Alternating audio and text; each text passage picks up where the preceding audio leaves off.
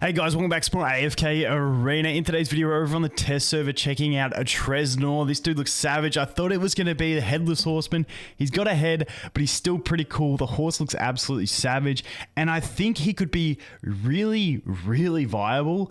It's just a bit clunky testing him at the moment, so we'll have to see, but he's one of those ones I'm really excited about. I was hoping we would get a decent hero, and he has a fair chunk of mitigation plus damage and like self-sustain, so as a carry, possibly. We'll have to wait and see. When we go through the skills, you'll see what I'm talking about, but I'm hoping that he could be like another really viable option. Anyway, let's get into it.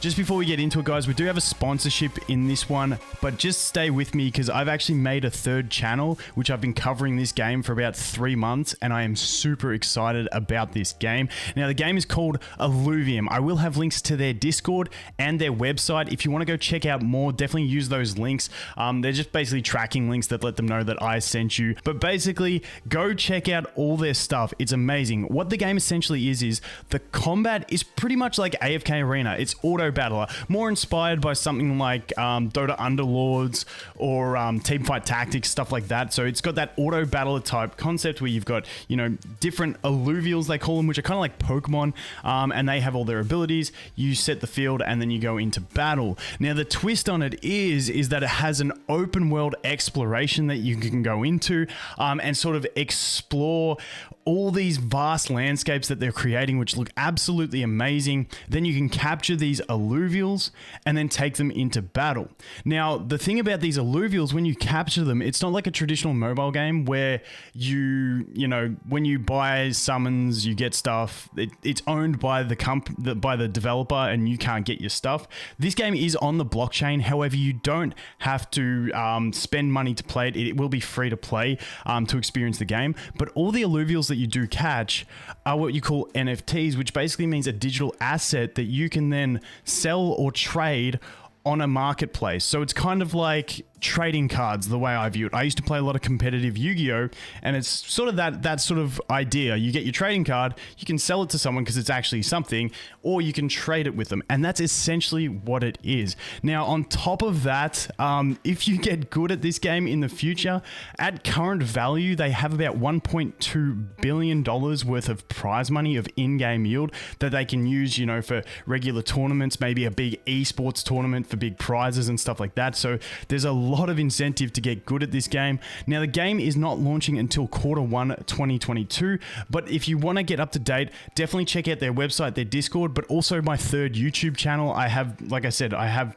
probably about 30 to 40 videos covering information on this game. If you want to go dig a bit deeper into it, feel free to hit me up as well if you have any questions. I'll do my best to answer any of them. And the game is going to be launching on PC first, but then next year they will be developing a mobile client as well, because I know a lot of people just find it easy to play games on mobile, so they will be developing that as well, which is really promising. But yeah, just get there, take a look, because like I said, I'm really excited about this game and the possibilities that it opens up with the ownership of your actual characters in the game.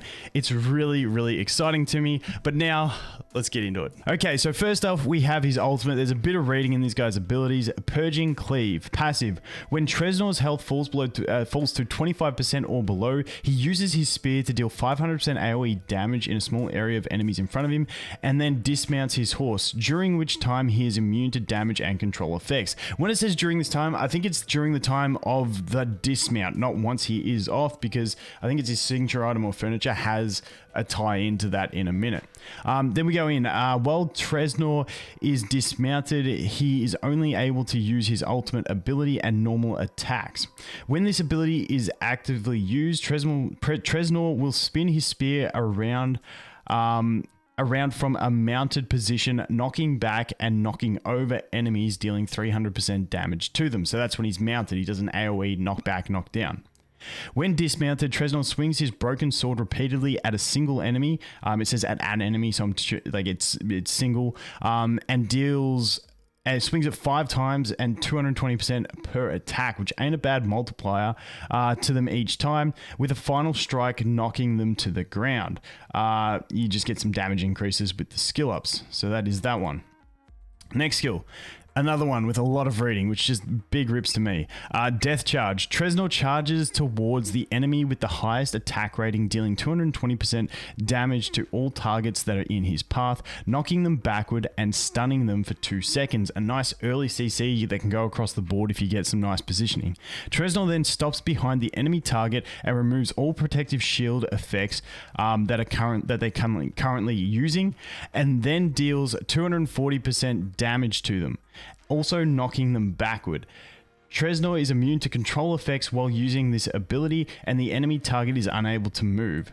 This ability prioritizes non-summoned entities. And then we just get a bit of final attack damage and travel damage while we're going. Basically, he charges the enemy with the highest attack, knocks people down along the way, and deals some damage. And that's the basic gist there.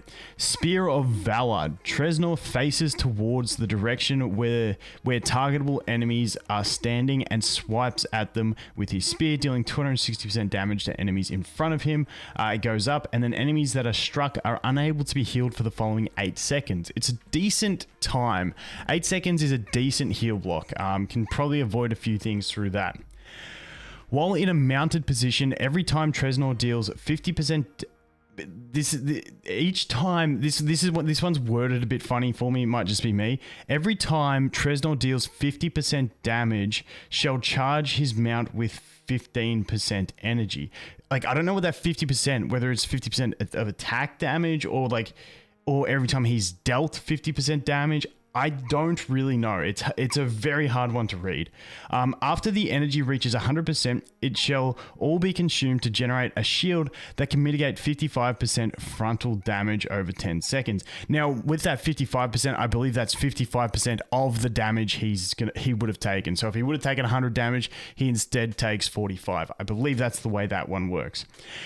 This ability can be triggered once every 15 seconds. Treznor is immune to control effects while generating a shield. So he's got like immune to control. I think it was with the dismount, with the charge, and then with this one as well. So he gets a lot of immune. And I think his E60 might, if he becomes viable, his E60 is going to be really good because shield mitigates all frontal damage, which is pretty strong.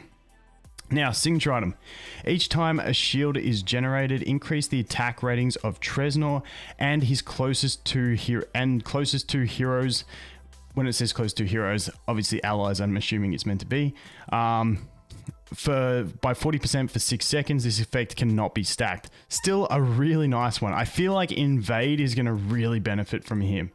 The amount of energy Treznor's mount generates every second is increased by 3%, increased by 5%, and then while dismounted, Treznor is immune to damage and control effects for 4 seconds, and his mount's energy is fully recharged, and if his mount's full energy is fully recharged during this time, the duration of Treznor's immunity is extended to 6 seconds. Now, I've tried a few times testing this, and every time he dismounts, the horse runs away and dies. I don't know whether he's dismounting, the horse gets its own health pool, but it just gets hit and dies.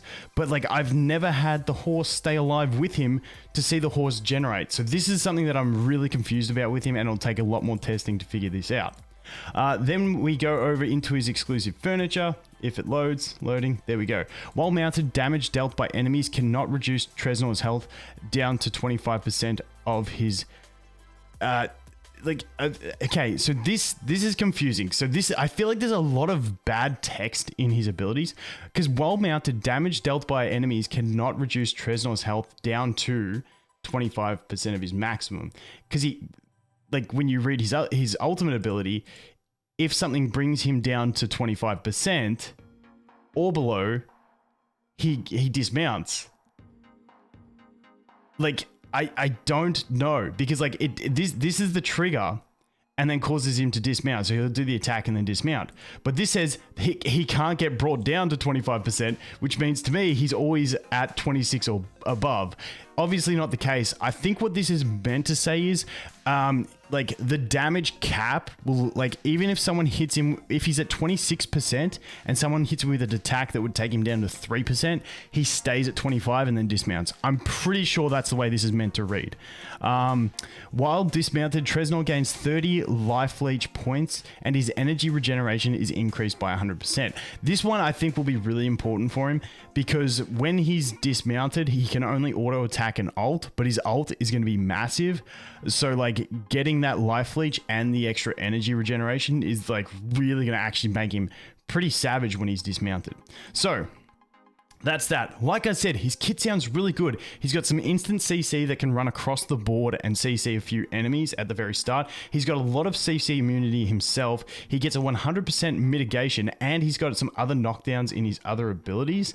And he's got a buff for his teammates with this one. I feel like his kit has a lot that makes him incredibly viable. So let's go to the Arena of Trials. I want to show you a couple formations. We'll go into here first and we'll just test him quickly. And see how this goes. You can see that. Now he's going to generate the shield here. That mitigates the 55% of oncoming damage, but it does go up to the mitigates all damage if you get him to E60.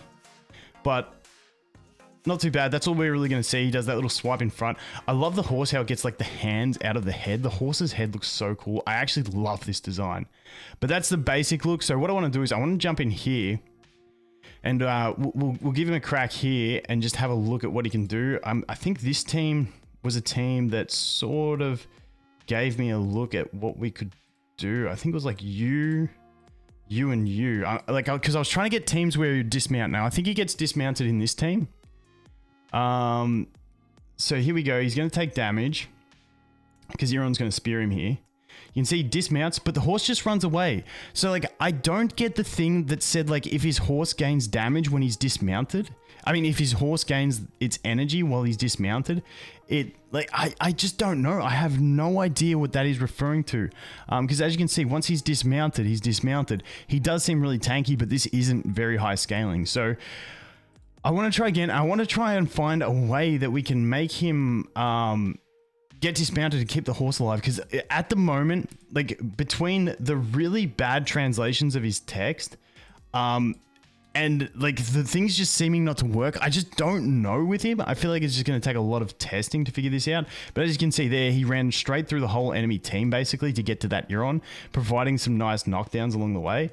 I really do like that. Now he's got his shield up and he's like immune to damage while he's got this shield up, because I think in this he has his E60.